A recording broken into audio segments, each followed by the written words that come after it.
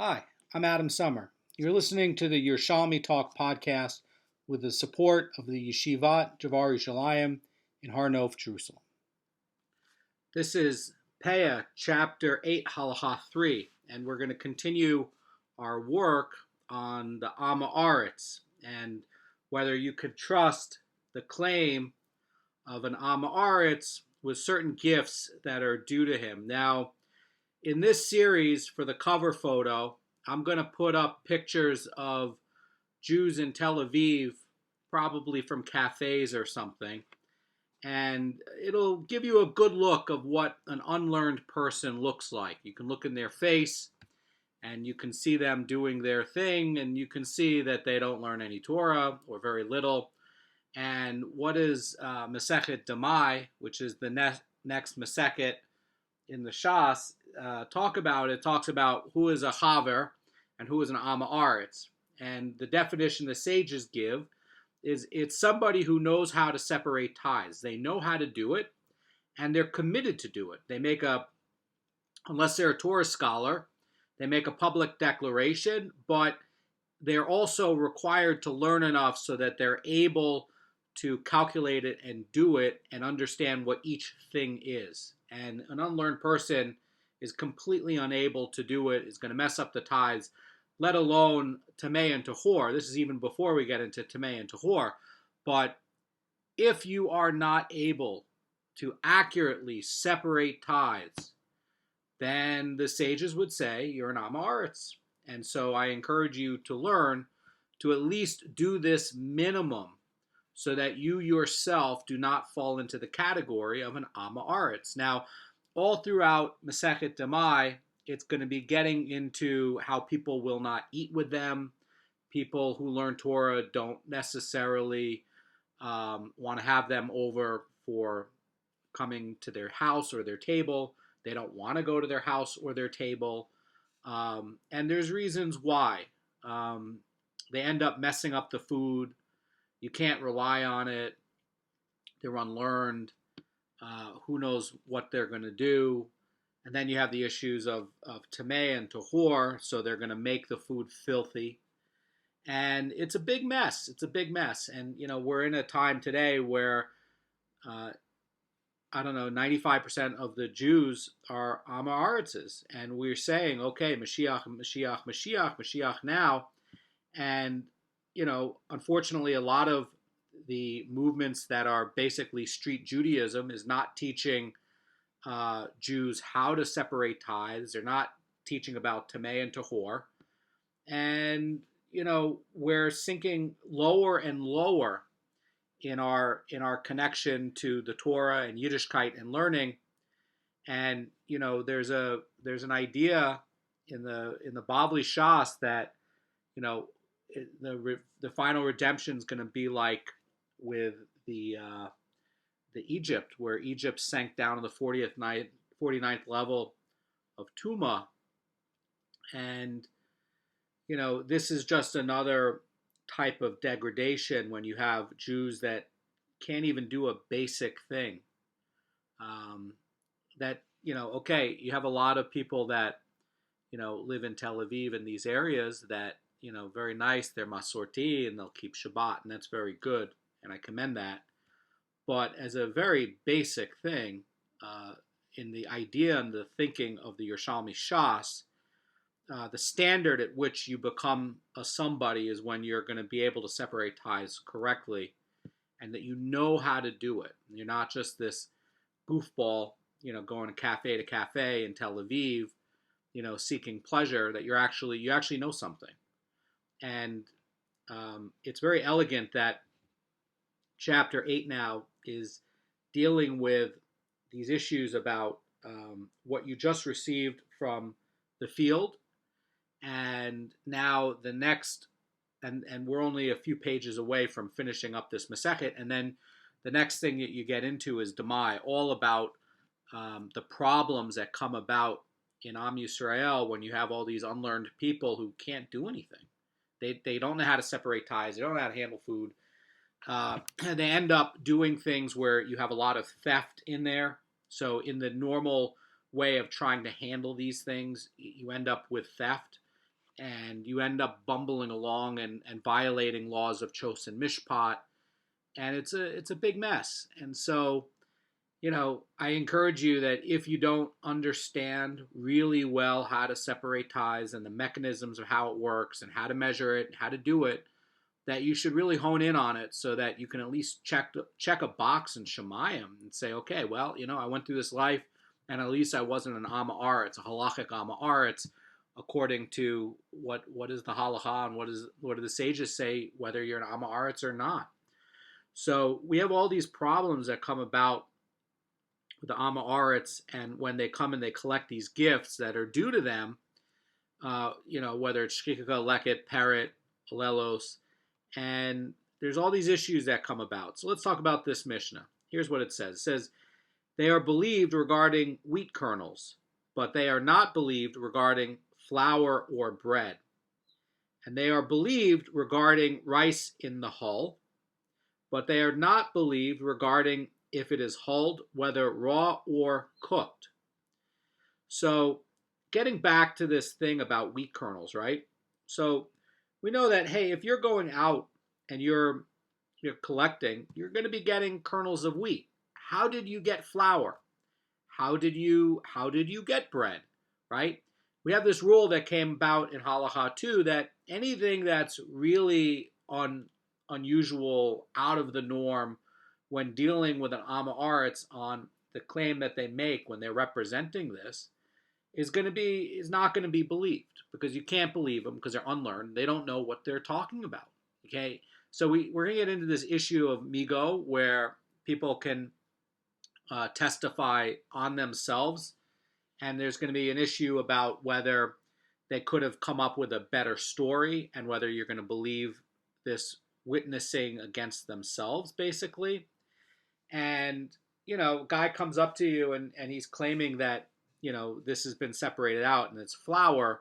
Well, okay, very good, but nobody gave you that. Or very good that you went to the threshing floor and you ended up turning something into flour, but who knows if you have the tithes separated out. You probably don't. You're an Am Haaretz. You don't know anything. So I want to take a look at a commentary by the Beur by Rabbi Moshe Feinstein. Here's what he says. He says that if a poor Am Haaretz claims that his wheat kernels were received as Maaser Ani, so what we were talking about yesterday was that if you have a Levi Am Haaretz saying that he received wheat kernels as Maaser, okay, he's going to be believed, because that is the form in which the tithe is distributed. He is not believed, though, to say that he received flour or baked bread, because people do not distribute tithes in that form. Hence, someone who purchased such produce from an Am Haaretz would be required to tithe it, because you can't rely on their distinction. And the Beur of Rabbi Moshe Feinstein continues, says that a number of commentators maintain that this ruling refers to leket, shkika, and peah as well, and that a poor Am Haaretz is believed to say that he received kernels as leket, shkika, and peah, but also not as flour or bread. And why would that be? I'm just putting that in because it's not a normal way that somebody's handling leket, right? We know that if you have true leket, you don't need to tithe it. So if you're buying flour from the Am Haaretz and he says, "Oh, I got this as leket," you can't believe him. It might be a regular tithe, and he has an economic incentive to lie about it. So you're required to tithe that on his behalf, because you can't trust him. It's not a normal way that leket would be presented. So the Beur of Rabbi Moshe Feinstein continues, says, although leket, shkika, and peah are normally collected by the poor from the field, it should therefore be obvious that they have not collected bread as leket in the field. And nevertheless, when all the poor people prefer, these gifts are distributed by the owner from the granary. In other words, even if you're going to the granary and you're collecting these gifts, or you're going, the field was drenched, and you're going to the field and you're collecting it from the wall because the owner didn't want to destroy it, you're still collecting it in that unfinished, unprocessed fashion. You're not collecting it as flour. So basically, what the Rosh says about this Mishnah is that the Mishnah teaches that even in such a case, the leket is normally not distributed as flour or bread, and the Am Haaretz is not believed. And again, whenever you're buying from an Am Haaretz, unless they can check these boxes in a very narrow way, you are the one who has to go and collect the tithes, or go and separate the tithes on his behalf, because you can't trust him. He doesn't know what he's talking about. And he's not learned, he's not a chaver, he's not committed to doing it, he doesn't understand how it works, he never bothered to put in the time to elevate himself, so at least he knows something about how to handle this basic thing with food. So there's another commentary about the Mishnah from this time, the Rosh, and he says that it is possible that when the poor did not take the gifts in the field, the owner collected them to personally distribute them to the poor, and in that case it is possible that the owner would convert the leket to flour or bread to safeguard it for the poor. But the Mishnah teaches that an Am Haaretz is not believed to say that he received his flour as leket, since this is an uncommon occurrence. By the way, when you're buying from an Am Haaretz, you might actually end up paying a higher price, because he might be selling it to you on the basis saying, okay, I tithed it, and he's going to charge it accordingly. That gets more expensive because somebody has to tithe it. And now, let's say the guy perhaps separated some of the tithes, not all of the tithes, and he's charging you as if he separated all of the tithes. And that was common. They might separate Truma Gedola, but not the other tithes. So then what happens is you're now stuck separating out the tithes, so you're paying more because part of it could have been tithed, but you're not sure which part, or maybe none of it was tithed, in which case you're having, true halachic tevel, and, then you're sitting there going and doing it again. So on a worst case scenario, you're ending up effectively paying more because it could happen where it's happening twice. So you really want to buy from a haver and do business from a haver. You're not getting an advantage from doing it from an Am Haaretz, because you're going to be paying more, because there's going to be some claim that did it right, but you're just not allowed to rely on it. You're not sure how they handled it also. So in cases of Tameh and Tahor, you're not allowed to rely on their statement for Tameh and Tahor either, because they're an Am Haaretz. They didn't learn anything. They don't know what they're talking about. It's just making statements, but they're not halachic statements. And we know that if you say something that contradicts what the Torah is, you didn't say anything at all. So if the Am Haaretz doesn't understand how to separate Maaser Rishon, for example, and how it works, and he's saying, "Oh, I did it," but he doesn't open a book, doesn't learn, doesn't know anything, then he didn't say anything at all, because he doesn't understand what it is, how it works. So halachically, it's like he didn't make a statement at all. That's kind of the point. So the Rabbi Moshe Feinstein in his Beur, he's going to explain that we're referring to a case where the poor agreed to have leket distributed by the owner, and it's uncommon for the poor to ask the owner to thresh sheaves, because they did not have the equipment to do their own threshing, and it's uncommon for the owner, even on a threshing floor, to give flour and bread, because the poor will still have the ability to grind and bake themselves.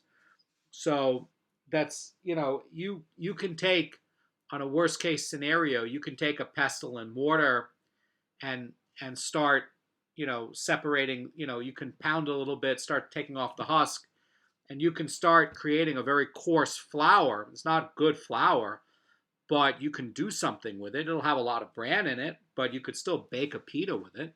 So is it a case where, the guy goes to the threshing floor and the owner would give him flour? Probably not. It's easier just to take some of the leket, not process it for him, not spend the time to do it, and then go and hand him some of the ears of grain and let him go figure it out himself. it's not that hard to take your fingers and rub them off, put it into a pestle mortar, and start to break it a little bit, and then take your fingers, take off some of the chaff, and do it, and you can have enough to bake some pitas.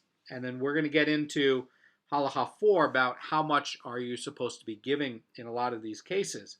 So now when we're talking about rice, so the rice in this state, the Mishnah is using an unusual word for this. They're saying sorah, which is basically barley. So why is it talking about rice? So that's basically saying that, says the Rambam on his commentary in the Mishnah, because before it is ground, it is like barley kernels that cannot be eaten in their hulls, and it is common to distribute rice as Maaser Ani at this stage of the processing. So it's interesting that it's choosing, at first it's talking about wheat, and then it's talking about rice, but the way it's describing the rice, it's using a term that literally means barley, and so you could say, okay, well, also if it's barley, it would be like this too, right? But the point here, says the Rambam, is that this is before it's ground, and it's not eaten in their hulls, and they're trying to come up with a way that it's common to distribute it. Again, you have throughout this Mishnah and Gemara what's common, what's not, what's normal, what's not. Everything not normal can't rely on Am Haaretz. You gotta go do it yourself. So the other issue from the Rosh about whether it's going to be raw or cooked. So in other words, after the rice has been piled, it is ground, and then the hull is removed, says the Rosh in his commentary in the Mishnah. And it says that it is not common to wait until that stage before distributing it to the poor. And the Am Haaretz, therefore, is not believed to say that even the raw hulled rice was given to him as Maaser Ani. And the ruling that they are not believed if it is cooked would look like it's unnecessary, because if the Am Haaretz is not believed to say that he was given raw rice as Maaser Ani, definitely is not going to be believed regarding the cooked rice. But why would it be that they're bringing up cooked? And let's get into the next part of the Mishnah, because now we're going to get into this idea of raw and cooked throughout the theme of this. So it says that they are believed regarding whole beans, but they are not believed regarding crushed beans, whether raw or cooked. So why would that be?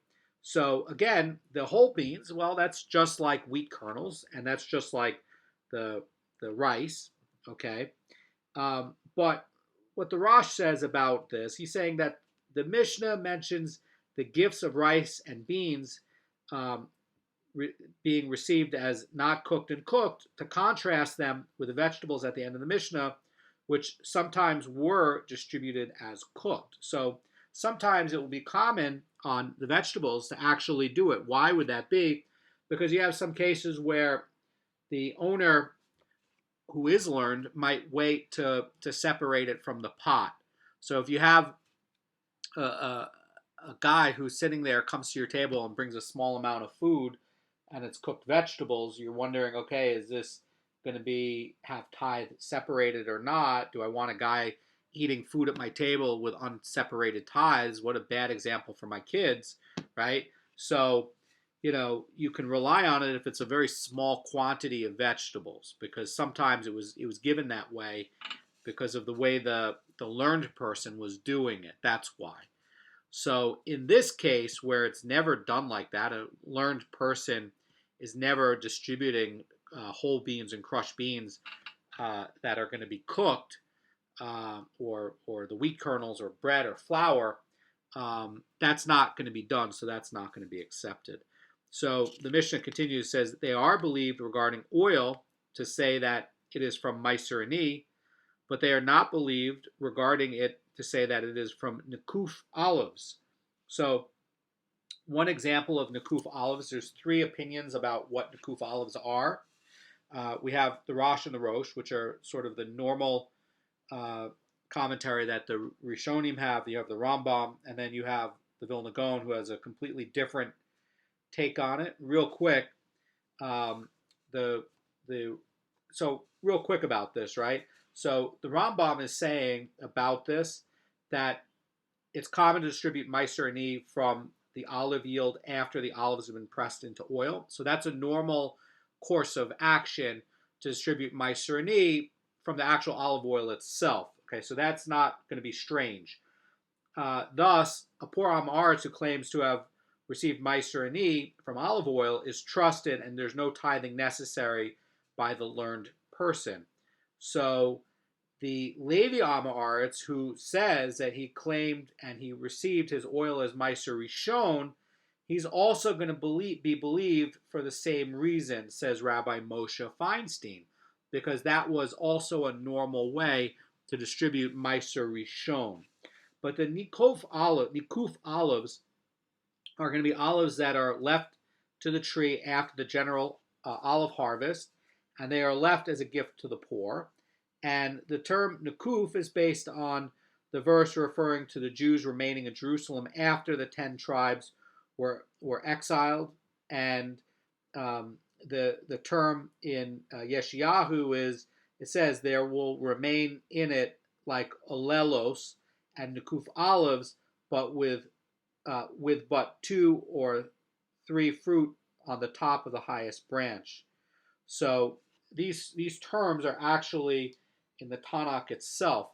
It says alelos and Nikuf olives. So the Rosh is saying that the Nikuf olives are gifts to the poor, and but they're not saying which gift to the poor this actually is from the olive. And the Rambam, in his Hilchos on Gazela in chapter 6, Halacha 13, is saying that these olives were forgotten on the tree, and they are included in the gift of shchicha. And then the Vilna Goan has a very novel approach, and you can see that in his Shenis Eliyahu, in Perush HaOrach, in chapter 7, Halacha 2.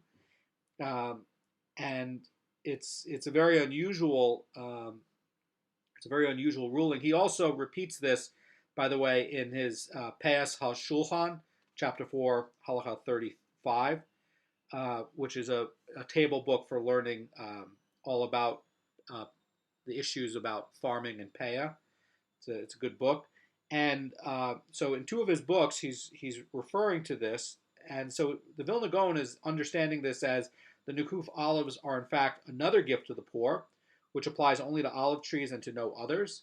And he says that this is based on the verse from Devarim 24:20, where it says, "When you beat your olive tree, do not remove its glory after you," in which glory is understood by the Vilna Goan to refer as the remaining fruit. And so basically he's saying that it's an extra gift to the poor, where you would have shchicha, peah, and the kuf. So that's the reading by the Vilna Goan on this. So the final part of the Mishnah says they are believed regarding raw vegetables, but they are not believed regarding those that are cooked, unless he had a small quantity, because it is the way of a householder to take some vegetables out of his pot and give them to the poor as Maaser Ani. So sometimes here, says the Rosh in the commentary in the Mishnah, the householder will forget to separate the tithes from the raw vegetables, and he remembers to do so only after it's cooked. And in this case, the Maaser Ani will comprise only a small amount, which is 10% of what was cooking in the pot.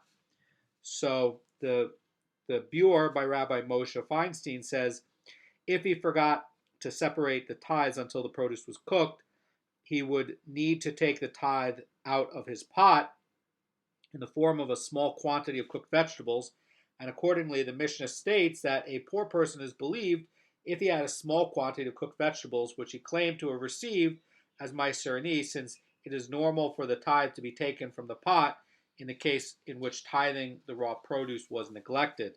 So let's get into the Gemara. Gemara is very short, and it says, what is the law whether an Am Haaretz is believed to say, wheat was given to me and I made it into flour? Or wheat was given to me and I made it into bread. So what do we do with that? And the Gemara is going to answer, and it's going to say it is obvious to the Tana that he is believed. So this is an interesting point. Okay, so we know that the Mishnah says that a poor Am Haaretz is believed to say that he has wheat kernels that were given to him as Maaser Ani.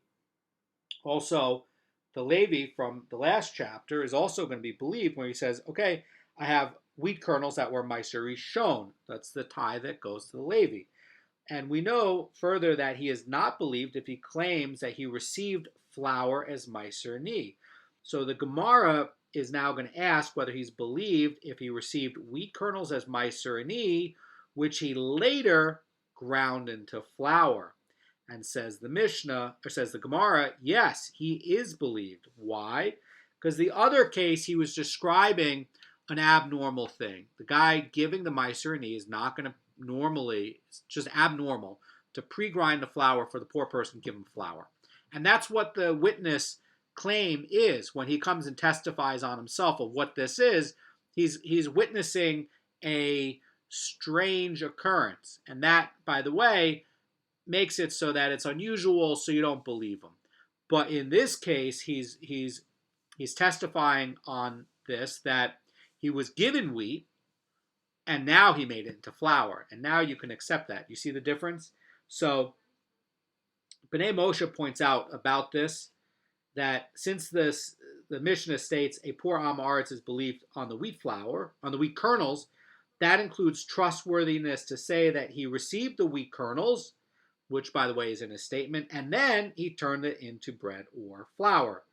So that's a reading that is interesting. I like that by the Bnei Moshe. What he's trying to say that the Mishnah says we believe him when he says he received it as wheat kernels. And he's testifying he received it as wheat kernels.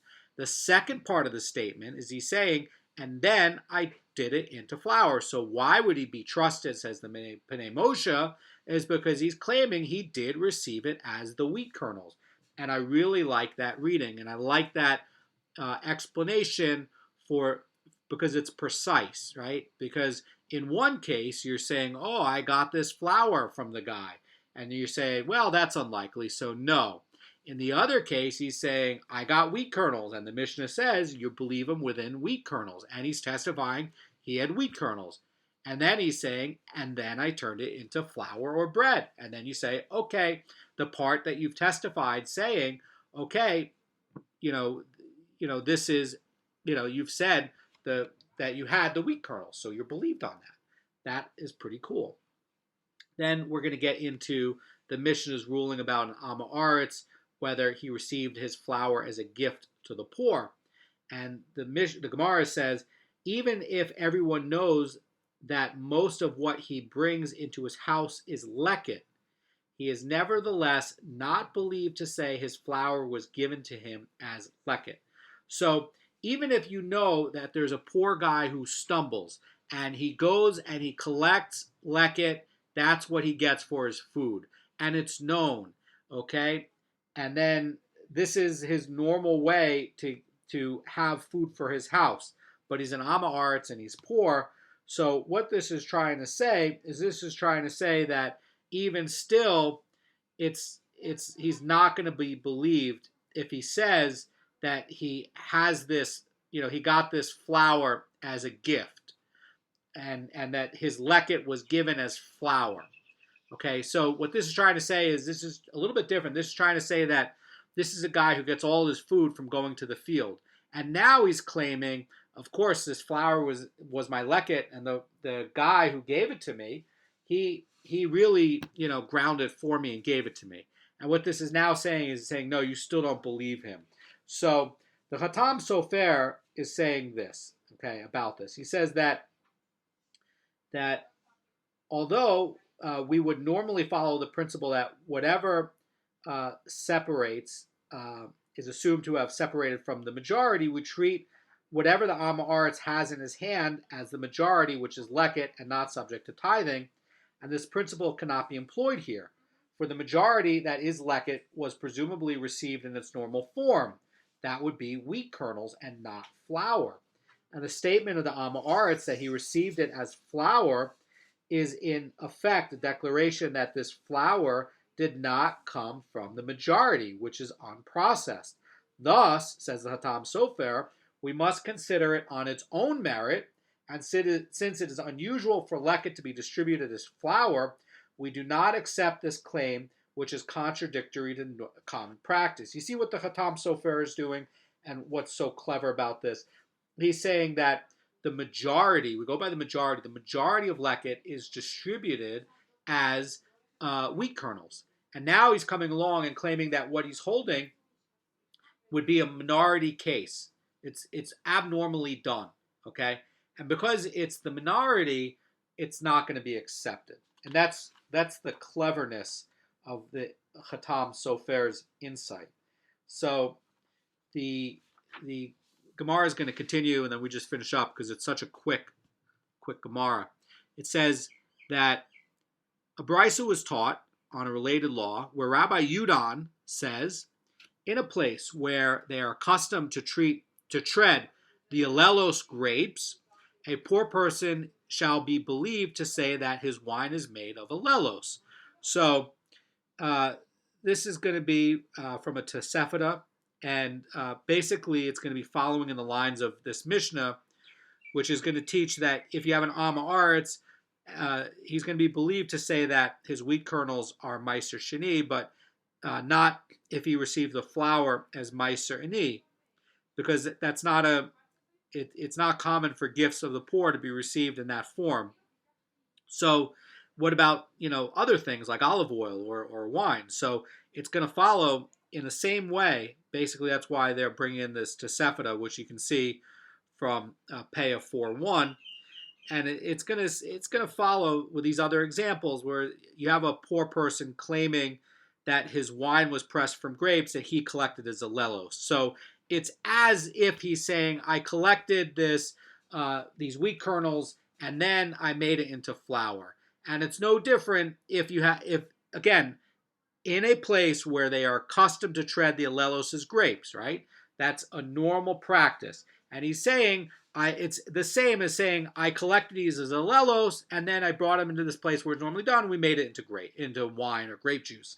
And so that is saying that it's no different. It's no different from saying that, now it would be different if you came along and you said, I received this wine as my Maaser Ani. And you'd say, well, people don't give the wine like that. So you'd say, it's subject to tithes. It's an Am Haaretz. But this is different. This case, he's making a representation that he collected something that's normally given to the poor. Alelos are going to be unprocessed, like the wheat kernels. And then he said that he went and processed it.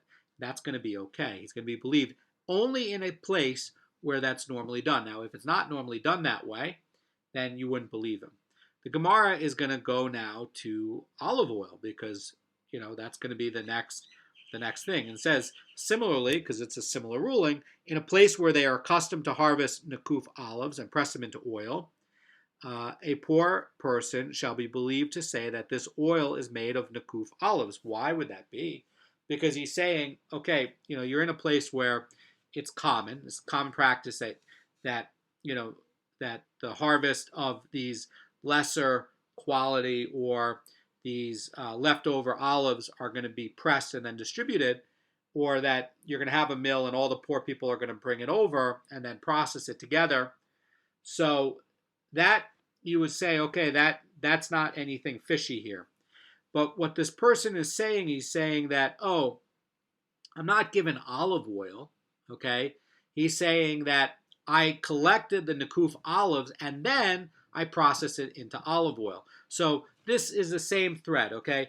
This is saying that, okay, I had wheat kernels, I collected as wheat kernels, you're believed on the wheat kernels, and then he says I made it into flour. Okay. Now if you said, I got this flour as my Maaser Ani, you're not believed. But he's saying, I'm testifying I got these wheat kernels and then I processed it, believed. In the case of grapes now, he's saying, I collected these alelos and then I made it into wine, pressed it into wine or grape juice. Okay, that's going to be believed. Why? Because he's testifying that he collected the gift for the poor in an unprocessed way. Nothing fishy about that. And same way with these olives. He's saying, oh, I collected these Nakuf olives and I made it into oil. This is what this oil is.